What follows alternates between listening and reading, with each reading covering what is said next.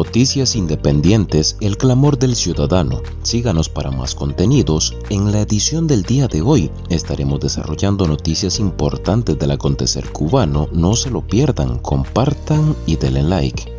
Decenas de miles de cubanos con I-220A no podrán aplicar a la residencia permanente en Estados Unidos.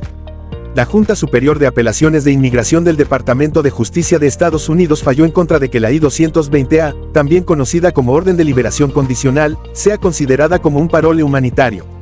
La decisión implica que le sea retirada la residencia otorgada por un juez de Miami al migrante cubano Oltí Cabrera Fernández, procesado con un I-220A, tras la apelación al caso presentada por el Departamento de Seguridad Nacional. La orden del juez de inmigración del 16 de agosto de 2022 queda desestimada y el expediente del solicitante se devuelve a un tribunal de inmigración para proceder de manera consistente y emitir una nueva decisión, indica el documento. Se calcula que el fallo podría afectar a decenas de miles de cubanos que llegaron a Estados Unidos por los diferentes puntos fronterizos desde el 2021 y a quienes les fue entregado este documento tras ser liberados por las autoridades migratorias. A quienes se encuentren en este caso se les cierra, temporalmente, la posibilidad de regularizarse bajo la ley de ajuste cubano y deberán aplicar al asilo político para defender sus casos ante una corte. No obstante, los expertos aclaran que este fallo no es definitivo. No es una decisión final, pues se está volviendo al juez, después va a volver a la Junta de Apelaciones y cuando ya haya una orden final de deportación, entonces irá a una Corte Federal de Apelaciones. En este caso, como estamos en Florida, sería el 11 Circuito en Atlanta, y ahí esa Corte Federal pudiera revertir esta decisión y determinar que el I-220A es un parole, explicó al canal de noticias Univisión 23 el abogado José Guerrero. Panamá establece nuevas regulaciones de entrada para reducir flujo migratorio. El gobierno de Panamá dio a conocer que quienes visiten el país como turistas tendrán solo 15 días de permanencia en lugar de los 90 estipulados hasta el momento, y también elevó el monto de solvencia económica de los viajeros de $500 a $1,000. Estas nuevas medidas, que entrarán en vigor el próximo 2 de octubre, están dirigidas a los migrantes irregulares que caen en las redes de los traficantes de personas, explicó Samira Gosain, directora de migración de la zona. En declaraciones realizadas al diario digital Telemetro, Gosain señaló que, cuando arriban los supuestos turistas y el funcionario de aduanas les pregunta qué lugares de Panamá va a visitar y dicen no sé, significa que están a expensas de alguien que los va a recoger, los lleva a un hotel y los pasa a la frontera. Mucha gente no necesita visa para entrar a Panamá. Entran, trabajan, no se regularizan, no pagan impuesto y salen para evitar la multa. A ese tipo de personas se le va a reducir el tiempo de estadía. ¿Te quieres quedar en Panamá? Solo puedes hacerlo 15 días, explicó. Advierten a periodista independiente que en Cuba cualquier provocación cuesta la cárcel. La seguridad del Estado advirtió al periodista independiente guantanamero Rolando Rodríguez Lobaina que en los momentos que vive el país, cualquier provocación cuesta la cárcel. Rodríguez Lobaina, director de la agencia independiente Palenque Visión, está de visita en la capital cubana, donde fue arrestado en la noche del pasado lunes. Tras ser liberado, el comunicador declaró que fue detenido en la casa de su hermana, en el reparto habanero de Marianao. Fui arrestado por el mayor de la seguridad del Estado, que se hace llamar Alejandro, en La Habana, junto con una patrulla que se apareció en la residencia de mi hermana, en la zona de Marianao. Resulta que desde hora temprana llegaron y se parquearon en la casa, ahí en el portal, hasta que yo apareciera, porque no estaba en casa. Fui arrestado y conducido al cuartel militar de Marianao. Los motivos eran porque el sábado estuve con algunos periodistas y compatriotas en el Parque Cristo, en La Habana. Pues se suscitó que como que yo estaba reuniendo gente y que había preocupación por mi presencia acá previo a la cumbre que se ha de efectuar en esta semana aquí en La Habana, la cumbre de los 77 más China. Además de las advertencias de que el país vive una delicada situación y que cualquier provocación cuesta la cárcel, que ese es el mensaje específicamente. Fui liberado en la mañana de hoy sin cargo y con esta advertencia. Desde ya se ha mantenido el autopatrulla merodeando la residencia de mi hermana acá en La Habana. Acumulación de basura en las calles amenaza la salud de los cubanos.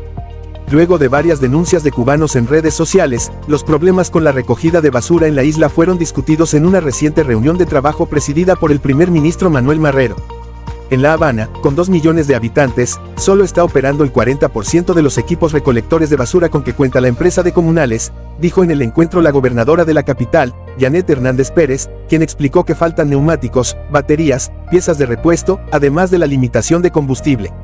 Mientras que en las provincias del interior se autorizó la recogida de desechos por emprendedores privados con la modalidad de tracción animal, actividad que los cuentapropistas han abandonado por la cadena de impagos de sus salarios por parte de la empresa estatal. El colapso con la recogida de los desechos sólidos en Cuba por falta de recursos provoca ya un comprometido escenario epidemiológico incrementado por los vertederos en las calles cubanas, denuncian residentes desde varias provincias del país. La situación de la acumulación de desechos es crítica en el reparto San Agustín en el municipio de La Lisa, en la capital, cuenta Vladimir Ríos Cruz. En la zona donde yo vivo hay fetidez en la calle, pero es que no la pasan a recoger y puede tener hasta 6-7 metros la pila de basura. Juan Alberto de la Nuez, desde Cienfuegos, apuntó. Es increíble la inmensa cantidad de roedores, insectos y bacterias que circulan actualmente en las calles de Cuba, lo cual está provocando muchas enfermedades como el dengue, la leptospirosis, parasitismo, diarrea. En Pinar del Río, el activista José Rolando Cázares contó sobre esta crisis. Hay personas que han tomado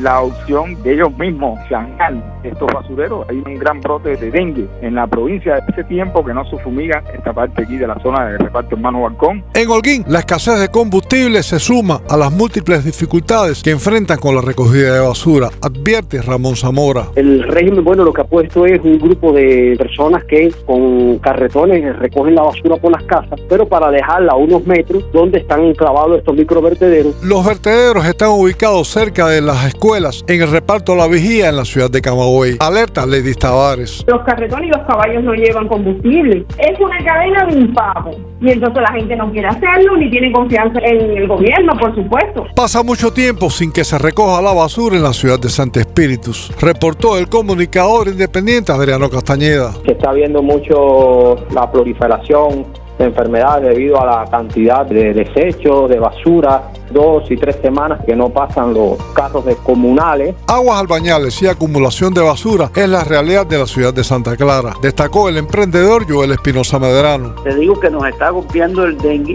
y tampoco se ve una actitud responsable de los encargados de mantener el saneamiento, tanta basura y tanto desperdicio en la calle, las aguas bañales corriendo por todas las calles para arriba y abajo. Y en entrevista con el comunicador independiente Joanny Beltrán Gamboa, Jorge Félix Díaz Carcasés, trabajador de la empresa de comunales en la ciudad de Guantánamo, describe las precarias condiciones de trabajo. Recogiendo perros, recogiendo gatos, recogiendo ratones y con una escoba y sin guantes, sin un sombrero, sin un overol, sin un par de botas, sin nada. Los misteriosos dueños del selecto restaurante El Vicky abren un local en el aeropuerto de La Habana.